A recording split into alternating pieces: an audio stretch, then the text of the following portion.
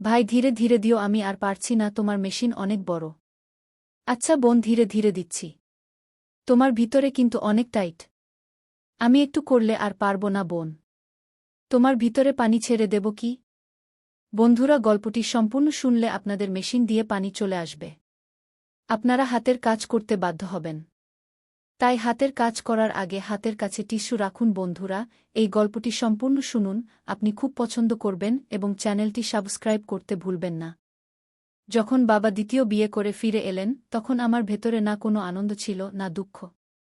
মা চলে গিয়েছিলেন 2 বছর আগে এবং বাবা সম্ভবত বাড়িতে আবার একজন নারীর প্রয়োজন অনুভব করেছিলেন। নতুন মায়ের সাথে এল নেহা, আমার নতুন বোন, যদিও এই সম্পর্ক শুধু নামেই ছিল। প্রথমবার যখন তাকে দেখলাম, সে আমার দিকে হালকা হাসি দিয়ে তাকিয়েছিল। তারপর আস্তে করে বলল, এখন থেকে আমরা ভাইবোন। আমি মাথা নাড়লাম, কিন্তু মনে এই সম্পর্ককে পুরোপুরি গ্রহণ করেনি। শুরুতে আমাদের মধ্যে বেশি কথা হতো না, কিন্তু ধীরে ধীরে সে প্রতিটি ছোট জিনিসে আমাকে জড়াতে শুরু করল। কখনো তার বই দেখাত, কখনো চুলের স্টাইলের উপর মতামত চাইত, কখনো নির্ভোজে ঘরে চলে আসত, কখনো আমার মোবাইলের স্ক্রিনে উকি দিত। তার এই নির্ভীক ঘনিষ্ঠতা আমাকে অস্বস্তি করত, আবার অদ্ভুতভাবে ভালো লাগত। সেই সন্ধ্যাজও কিছু এমনই ঘটল। আমি আমার ঘরে পড়াশোনা করছিলাম, সে ভেতরে এল। আমার চেয়ারের পিছনে দাঁড়াল, তারপর চুলের বেনিতে হাত বুলাল এবং আমার দিকে তাকিয়ে বলল, আমার বেনি খুলে দাও না, খুব টাইট করে বাঁধা। আমি বই থেকে চোখ সরিয়ে তাকে দেখলাম। সে হালকা হাসছিল, কিন্তু চোখে ছিল আরও কিছু, সম্ভবত এমন কিছু যা আমি বুঝতে চাইনি। মাম্মি এত টাইট করে বেঁধে দিয়েছে যে মাথা ব্যথা করছে। সে আস্তে করে মাথা নাড়ল এবং আমার চেয়ারের পাশে নিচে বসে গেল, পিঠ আমার দিকে করে। আমি দ্বিধায় তার চুলের বেনিতে আঙুল দিলাম। আঙুলের নিচে তার গরম গলার অনুভূতি ছিল, যেখান থেকে হালকা সুবাস উঠছিল, কিছু পরিচিত কিন্তু অজানা। যেই আমি তার বেনি খুললাম, তার ঘন চুল কাঁধে ছড়িয়ে পড়ল। সে হালকা করে মাথা নাড়ল, যেন কোনো বোঝা নাম। তারপর সে আমার দিকে ঘুরল, আমার চোখে কিছুক্ষণ তাকিয়ে থাকল, তারপর হাসতে হাসতে বলল, এখন ভাল লাগছে। সেই মুহূর্তে কিছু অদ্ভুত ঘটল। সে শুধু আমার বোন বলে মনে হচ্ছিল না, সে ছিল আরও কিছু, যা বোঝার বাইরে। সেই রাতে আমার ঘুম এল না। নেহার সেই হাসি, তার খোলা চুলের হালকা সুবাস এবং তার চোখের সেই অদ্ভুত কোমলতা, সব কিছু মাথায় ঘুরছিল। পরের দিন যখন কলেজ থেকে ফিরলাম, দেখলাম নেহা তার ঘরে কিছু খুঁজছে। সে আলমারির নিচে ঝুঁকেছিল এবং তার কোমরের টানে তার দোপাট্টা খসে গিয়েছিল। যেই আমার নজর পড়ল, আমি দ্রুত অন্যদিকে তাকালাম, কিন্তু ততক্ষণে সে আমাকে দেখে ফেলেছে। সে সোজা হয়ে আমার দিকে তাকাল এবং বলল, ভাইজা, একটু সাহায্য করো না। আমি স্বাভাবিক থাকার চেষ্টা করলাম এবং জিজ্ঞেস করলাম, কি হয়েছে? সে আমার দিকে হালকা ঝুঁকে বলল, আমার চুড়ি পড়ে গেছে এবং আলমারির নিচে চলে গেছে। আমি ঝুঁকে হাত দিয়ে চুড়ি বের করার চেষ্টা করলাম। জায়গা টাইট ছিল, তাই একটু ভেতরে ঝুঁকতে হলো। সেও সাহায্য করতে তার হাত বাড়াল এবং আমাদের হাতের তালু হালকা করে ছুঁয়ে গেল। তার গরম হাতের স্পর্শে আমার শরীরে একটু শিহরণ ছুটে গেল। আমি চুড়ি ধরে তার দিকে বাড়িয়ে দিলাম এবং বললাম, পেয়ে গেছি। সে আমার আঙুল থেকে চুড়ি নিতে গিয়ে আমার চোখে তাকাল, তারপর হাসতে হাসতে বলল, থ্যাংক ইউ ভাইজা। তার কণ্ঠে এমন কিছু ছিল যা আমার হৃদয়ের গতি বাড়িয়ে দিল। আমি সেখান থেকে দ্রুত বেরিয়ে এলাম, কিন্তু এখন আমি অনুভব করছিলাম যে কিছু পরিবর্তন হচ্ছে। রাত প্রায় 1-1টা বাজে। আমি আমার ঘরে শুয়ে বই পড়ছিলাম, কিন্তু মন বারবার ঘুরছিল। মাথায় অনাকাঙ্ক্ষিত চিন্তা ঘুরছিল এবং সেই চিন্তাগুলোর মধ্যে নেহার মুখও ছিল। যেদিন থেকে তার চোখে সেই অকথিত অনুভূতি দেখেছি, সেদিন থেকে মনে এক অদ্ভুত অস্থিরতা তৈরি হয়েছে। হঠাৎ দরজায় হালকা কড়া নাড়া শুনলাম। আমি জিজ্ঞেস করলাম, কে? দরজা একটু খুলে নেহা ভেতরে উকি দিয়ে বলল, ভাইজা, জাগছ? আমি বই বন্ধ করলাম এবং বললাম, হ্যাঁ, আসো। সে ধীরে ধীরে ঘরে এল।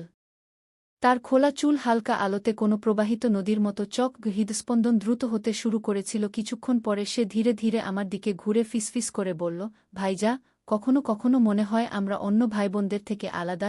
আমি তার চোখে তাকিয়ে ধীরে বললাম, নেহা, এসব আমাদের ভাবা উচিত নয়। সে আমার দিকে হাসি দিয়ে তাকিয়ে বলল, ভাবা উচিত নয়, কিন্তু মন মানে না। ঘরে একটি অদ্ভুত নিস্তব্ধতা ছিল। তার খোলা চুল বালিশে ছড়িয়ে পড়েছিল।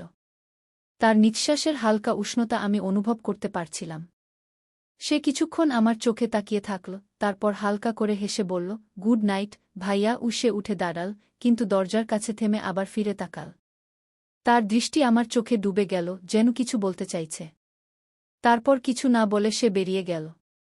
তার চলে যাওয়ার পরও তার উপস্থিতি ঘরে থেকে গেল। আমি বিছানায় শুয়ে পাশ ফিরতে থাকলাম, কিন্তু সেই রাতে ঘুম অনেক দেরিতে এল। সেই রাতের পর নেহার চোখে চোখ রাখা কঠিন হয়ে উঠছিল। যখনই সে কাছে আসত, হৃদস্পন্দন দ্রুত হয়ে যেত। তার কথা, তার ভঙ্গি, তার চোখে লুকিয়ে থাকা দ্বিধা, সবকিছু নতুন মনে হচ্ছিল। পরের দিন সন্ধ্যায় আমি আমার ঘরে বসেছিলাম। হালকা বৃষ্টি হচ্ছিল এবং জানালা দিয়ে ঠান্ডা বাতাস আসছিল। তখন দরজায় কড়া নাড়ল। নেহা ঘরে এল। সে একটি হালকা গোলাপি স্যুট পরেছিল, যা বৃষ্টির হালকা আর্দ্রতায় একটু লেগে গিয়েছিল।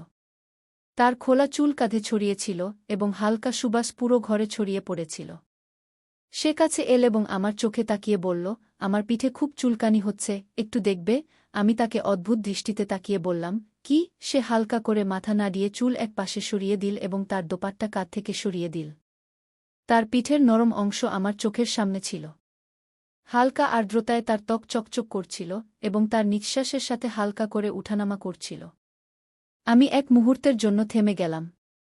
সে ধীরে বলল, দেখো না, কিছু কামড় দিয়েছে মনে হয়। আমি হেসে আঙুল তার পিঠে রাখলাম। তার গরম ত্বকের অনুভূতি পেতেই আমার পুরো শরীরে হালকা শিহরণ ছড়িয়ে পড়ল।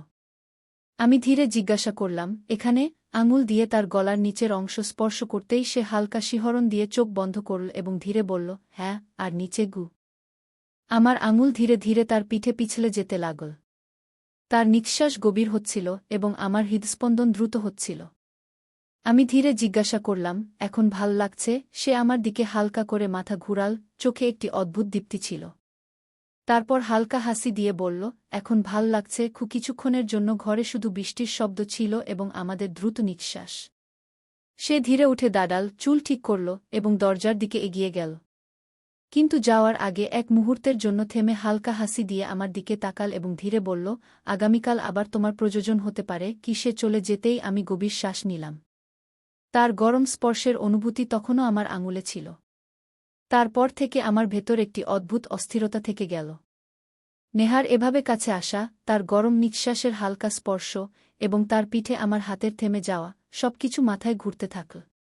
পরের দিন দুপুরে আমি আমার ঘরে বসেছিলাম।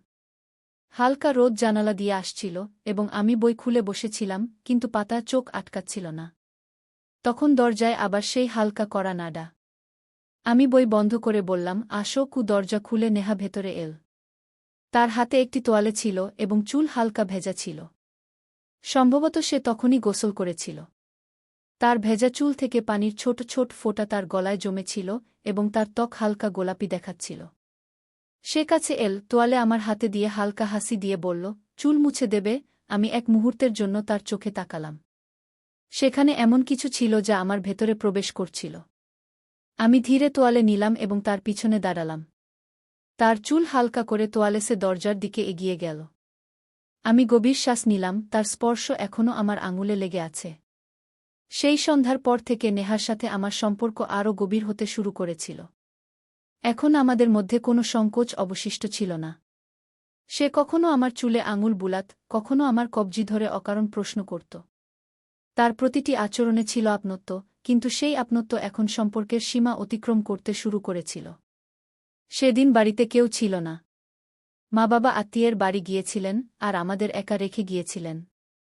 দুপুরের সময় আমি সোফায় বসে মোবাইল চালাচ্ছিলাম যখন নেহা আমার পাশে এসে বসল। সে হালকা হাসি দিয়ে আমার দিকে তাকিয়ে ধীরে ধীরে বলল, আজ বাড়িতে শুধু আমরা দুজন আছি।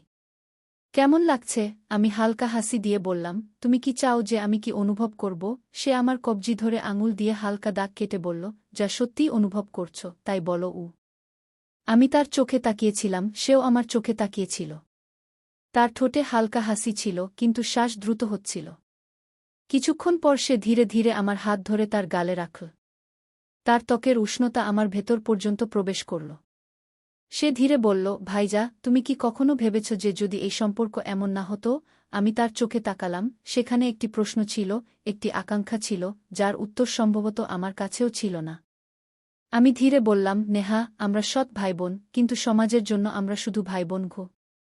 সে হাসি দিয়ে আমার দিকে তাকিয়ে বলল, তাহলে আমাদের সমাজকে ভয় পাওয়া উচিত নাকি নিজের হৃদয়কে? আমি নীরব থাকলাম। সে আরও কাছে এল, আমাদের মুখ এখন খুব কাছাকাছি ছিল। তার গরম শ্বাস আমার মুখ স্পর্শ করছিল। নেহা, এটা ঠিক নয়, আমি ধীরে বললাম, কিন্তু আমার কণ্ঠই আমার সাথে ছিল না। সে হালকা হাসি দিয়ে আমার চোখে তাকিয়ে ধীরে বলল, কিন্তু এটা সত্য। সে আমার কাঁধে মাথা রেখে বসল, আর আমি নিঃশব্দে তার পিঠ স্পর্শ করতে লাগলাম। আমরা দুজন একে অপরের অনুভূতি অনুভব করছিলাম, কিছু না বলে, কিছু না ভেবে।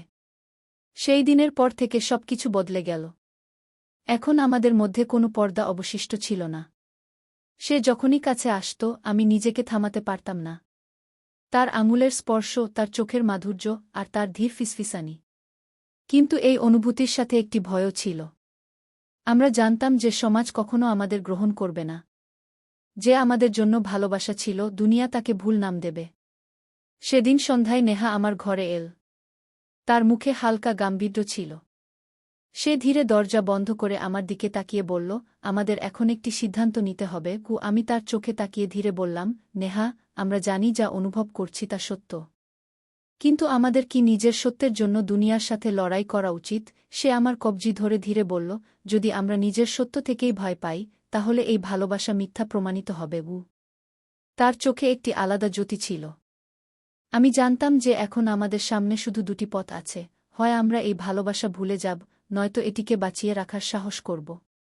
আমি তার হাত শক্ত করে ধরে বললাম, তুমি কি সত্যিই আমার সাথে আছো? সে হাসি দিয়ে আমার চোখে তাকিয়ে ধীরে বলল, সর্বদা। সেই মুহূর্তে আমি সিদ্ধান্ত নিলাম যে এখন আমাদের সম্পর্ককে একটি নাম দিতে হবে।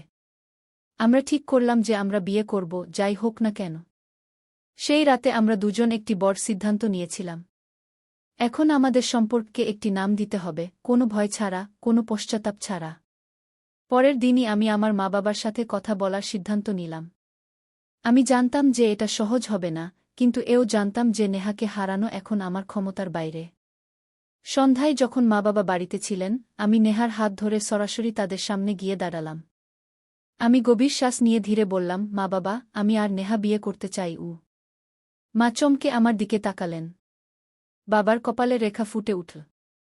কিছুক্ষণ ঘরে নিস্তব্ধতা ছড়িয়ে থাকল। বাবার কঠিন স্বরে বললেন, তুমি কি বলছ?